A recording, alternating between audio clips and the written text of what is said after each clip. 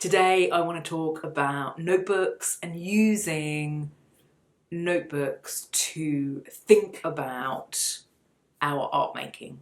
I've always found it really helpful, so I just thought I'd share what I do, how I use notebooks to really help me articulate to myself, have a conversation with myself about my own art, and I find them so helpful for capturing ideas, for unpacking ideas, and for following a thread through time.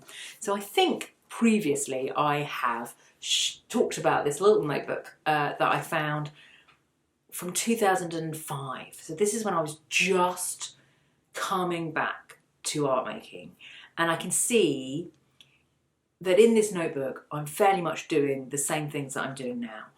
I am asking myself what I'm interested in, the artists, I'm keeping note of the artists I want to look up or understand more. I've got little notes about materials that I want to try. So I'm writing all of these things down. I am collecting all of the sort of disparate things that go around in my head around my art, and I'm putting them in one place. And it means that it's a sort of safekeeping place for me to look back and to understand some of the things that I have always been interested in and some of the new things that I want to explore. And what I thought I'd do, I was reading through this book here, and it's from 2019, and I just thought it was so interesting because recently I've been drawing things in my house. And back in 2019, I was telling myself to do that, and I didn't do it, but I captured the idea. So I just thought I'd read out this page of kind of stream of consciousness, ideas around art and art making, so you can get an idea of the kind of thing I do. Just sit down and really just pour out ideas. So I've put beauty in the mundane, seeking the extraordinary in the ordinary. By seeking beauty in our everyday becomes more beautiful. Be conscious, be curious. Ease in big capital letters. Difficult does not mean important. Celebrate the everyday, the intimate, personal landscape of home.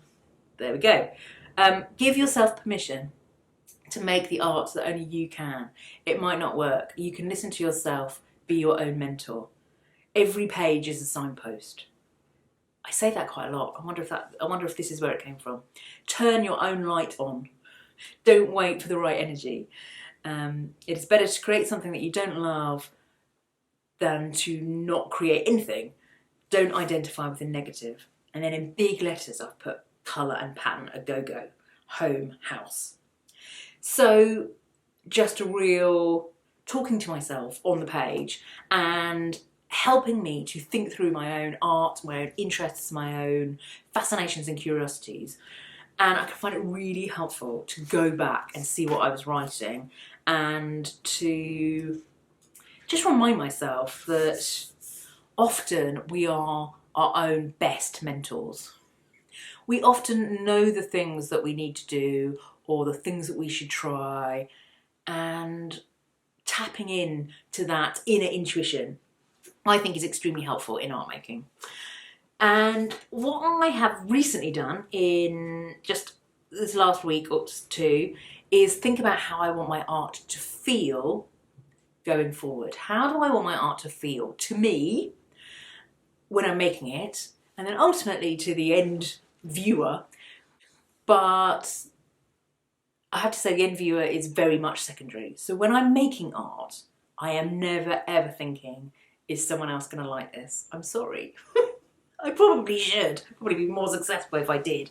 I just never ever think, is someone else going to like this? My real main focus is, do I like this? Am I excited by this? Is there something in here that feels like I made it? And when that happens, I just find that people connect with what I've made more.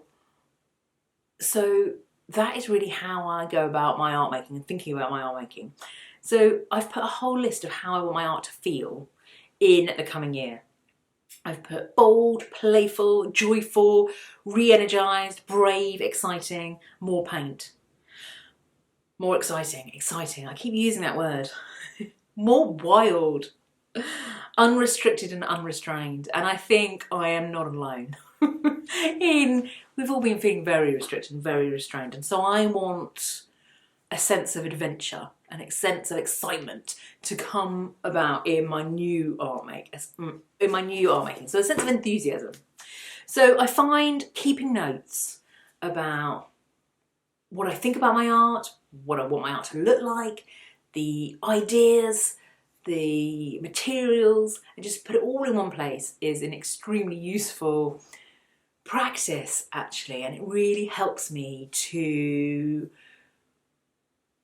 articulate what I'm interested in and to be really kind of mindful and thoughtful about my own art making. So I just wanted to share that quickly with you in case it's of any help in your own art making.